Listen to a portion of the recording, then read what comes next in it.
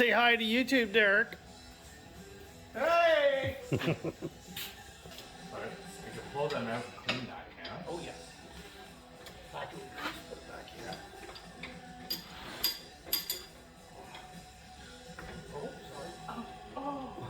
I think that's not my jerking hand. Jesus. Why did you reach to grab that?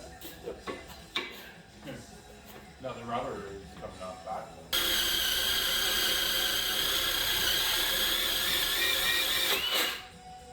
Get that in there. What you're gonna do? We gotta get something in there to clean that out. Just spray WD-40 in there, let it sit, and then that'll break up all the dried up old grease and rust, and then blow it out. Take that on the wire wheel, clean it up, put it all back together. Put some grease.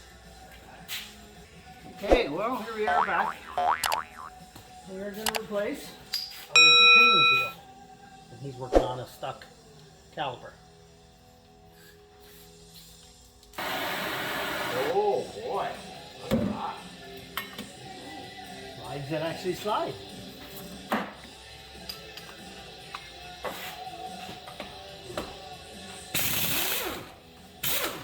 Heat, baby. Take a crazy amount of heat, just a little bit.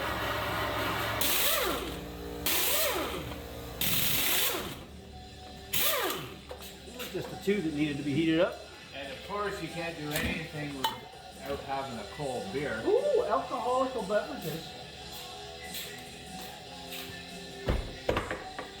Good thing about these, you don't gotta mess around with the caps. Oh, Derek! You got a universal joint going. That's really tight.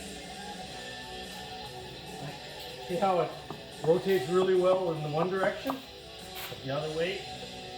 That's all the movement you get. It's drying up inside. Nope, it's not greasable. So, as we pull it apart to do the pinion seal, we got a universal joint that's pivoting good one way, but not hardly at all the other. So, we'll have to change that out another day. You don't have parts and it's the weekend, so you ain't getting parts. So, we need to get this guy out. Look at that! Didn't even have to heat it. It's a miracle.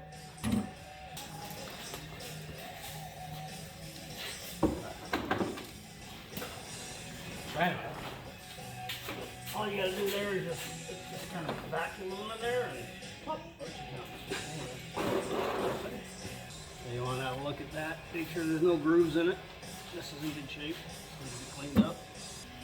And of course, my seal is up in the car. Is it? So yeah, seals out, no problem. This was really tight. Usually you just pry them and they'll pop right out, but that one's been in there since factory probably, so just mangle it and get it out of there. Sucks when you leave your parts in the back and you gotta use the ladder. Got an exhaust leak too, eh? Oh, probably. Yeah, a little bit of one. Just a bit, just a smidgy. A year from now it'll be a fist-sized hole. I said, well, that's good. You just hit your head. Yeah. Okay? Oh, it's just great. Oh, that'll floor you, man. I walked into a shock mount one day. Holy jeez, I was seeing stars. I have a heater in the bunker when I work there. And it's the corner of a fucking blower up top. Every time I go in, I hit my head on it like twice. So now I got foam around it.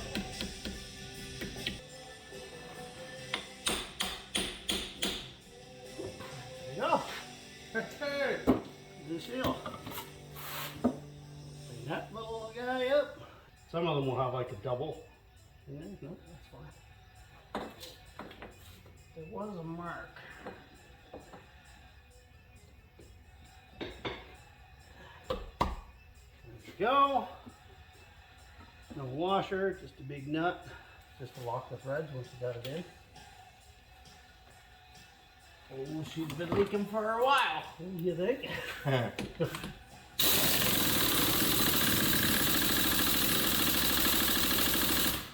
say about that much torque.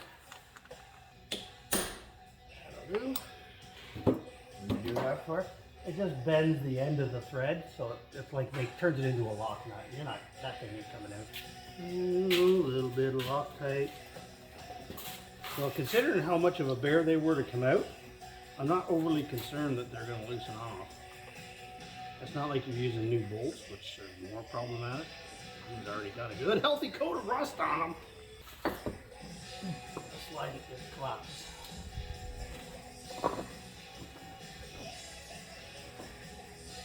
So I mean, there's not a whole lot of movement in it, and that's why that one is locked up with just that tiny bit of movement. Believe me, if this was locked up solid, this thing would shake like you wouldn't believe.